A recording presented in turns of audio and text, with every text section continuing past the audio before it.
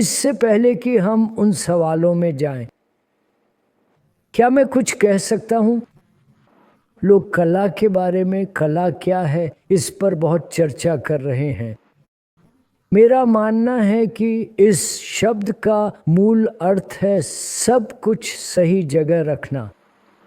पहले हम इस पर थोड़ी बात करेंगे।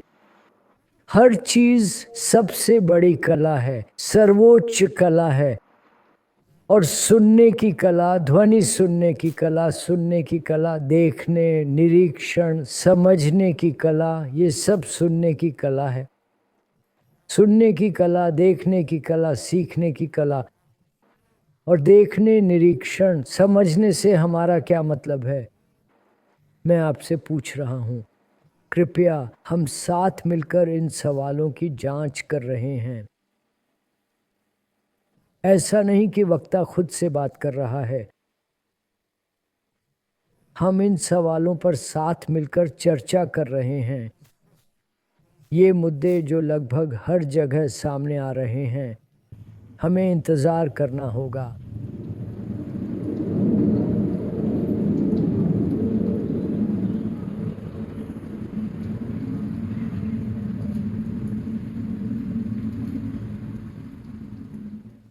तो चलिए सुनने की कला से शुरू करें। हम सिर्फ कानों से नहीं सुनते, शब्द मस्तिष्क तक पहुंचते हैं, पर यह इससे कहीं ज्यादा है। सुनने की कला वैसी है जैसे कोई बच्चा अच्छी कहानी सुनता है।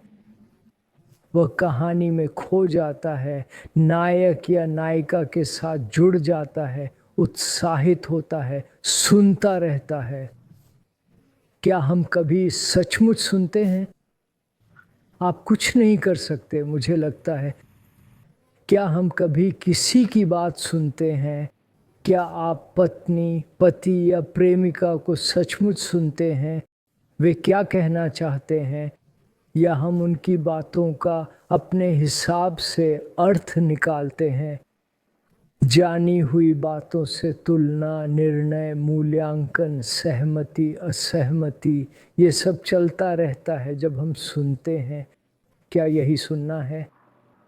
अब वक्ता बोल रहा है, दुर्भाग्य से क्या हम सुन रहे हैं? शब्दों और उनके अर्थ पर ध्यान दे रहे हैं, बिना तुलना, निर्णय या मतभेद के। क्या हम अब भी ऐसा कर रहे हैं? और क्या यह सबसे महत्वपूर्ण बातों में से एक नहीं है कि हम दूसरे को कैसे सुनते हैं? दूसरा व्यक्ति बहुत तेज इत्र लगा सकता है और आप इससे विकर्षित होते हैं या आप इसे पसंद करते हैं, और इस इत्र की पसंद, नापसंद या अन्य कारक सुनने से रोक सकते हैं। दूसरे व्यक्ति की बात को सुनना। अगर आप इस प्रश्न में गहराई से गए हैं तो पाएंगे कि दूसरे को पूरी तरह से सुनना सबसे कठिन कामों में से एक है। क्या हम अभी ऐसा कर रहे हैं या हम बेचैन हैं? और इसी तरह तो सुनने की एक कला है, सही, और एक कला है। वह क्या है? सीखने की नहीं, देखने की कला।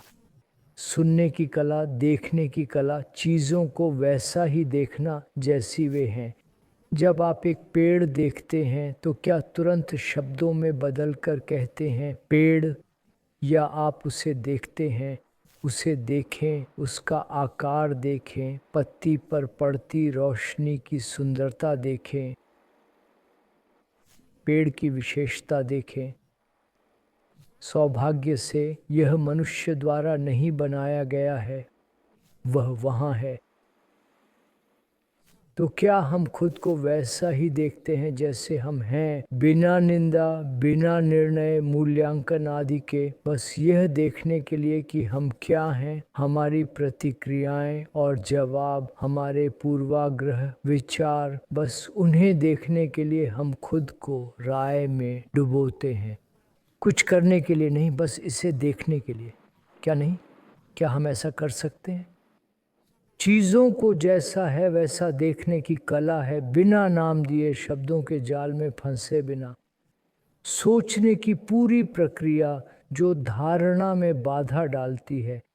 ये एक महान कला है और सीखने की भी एक कला है ना? और सीखने से हमारा क्या मतलब है? आमतौर पर माना जाता है कि सीखना याद करना है, जमा करना, संग्रह करना और उसका कुशलता पूर्वक उपयोग करना या नहीं, इसे आमतौर पर सीखना या याद रखना कहा जाता है। स्कूल, कॉलेज, विश्वविद्यालय, तकनीकी विषय या भाषा पढ़ना लिखना सीखना। आधुनिक कंप्यूटर यह सब हमसे बेहतर कर सकते हैं। वे असाधारण रूप से तेज हैं। सही? तो हमारे और कंप्यूटर के बीच क्या अंतर है? मैं आपसे पूछ रहा हूँ। वह सीखना है, प्रोग्राम किया जाना। हमें भी प्रोग्राम किया गया है कई तरह से, परंपरा, तथाकथित संस्कृति, ज्ञान इत्यादि।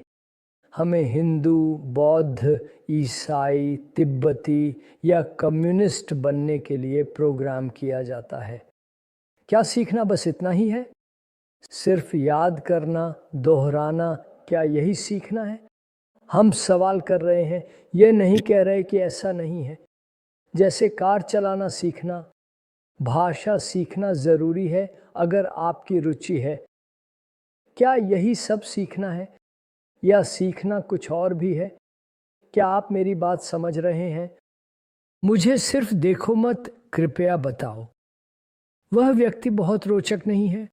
हम कुछ पूछ रहे हैं, क्या सीखना सिर्फ रटना है? अगर ऐसा है तो कंप्यूटर हमसे बेहतर कर सकता है। क्या सीखना इससे कहीं अधिक नहीं है?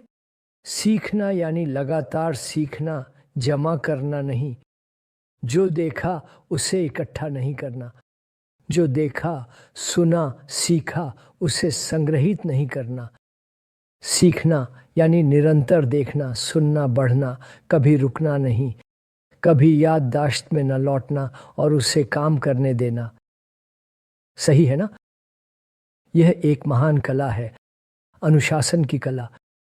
इस शब्द का अर्थ है सीखना। यह शिष्य से आता है जो दूसरों से सीखता है। जरूरी नहीं गुरु से, वे अक्सर मूर्ख होते हैं, लेकिन एक पैटर्न के अनुसार खुद को अनुशासित करना, जैसे सैनिक, मठवासी अथवा कठोर तपस्वी अपने शरीर को साधता है। समझे? नियंत्रण, दिशा निर्देश, आज्ञाकारिता, अधीनता और इस पर खुद को प्रशिक्षित करने की समग्र प्रक्रिया। इसे आमतौर पर अनुशासन कहा जाता है। वक्ता के माध्यम से अनुशासित होना एक भयानक बात है। यदि तुम जानते हो कि कैसे, यदि तीव्र सुनवाई है, केवल कान से नहीं बल्कि गहराई से खुद को सुनना, जो कुछ भी हो रहा है उसे सुनना, पक्षियों को, नदी को सुनना, जंगल और पहाड़ को सुनना। समझे? और देखना, अगर तुम फर्श पर मौजूद सबसे छोटे कीट को अपनी तीव्र दृष्टि से देख सकते हो, और सीखना, वह सब जो जीवन का एक रूप बनाता है, जो खुद ही अनुशासन बन जाता है। यह नहीं कि कोई व्यक्ति खुद को अनुशासित करता है। तुम्हें समझ में आया? बल्कि एक निरंतर गति। यही जीवन जीने की कला है, जहां कोई संघर्ष नहीं है। जहां संघर्ष है, वह संघर्ष मस्तिष्क को सुन्न कर देता है, मस्तिष्क को नष्ट कर देता है। इस महान जीवन कला से यह मुक्त है और उस स्वतंत्रता में तुम्हें अनुशासन की जरूरत नहीं है, निरंतर गति है। चलो प्रश्न पर वापस जाएं।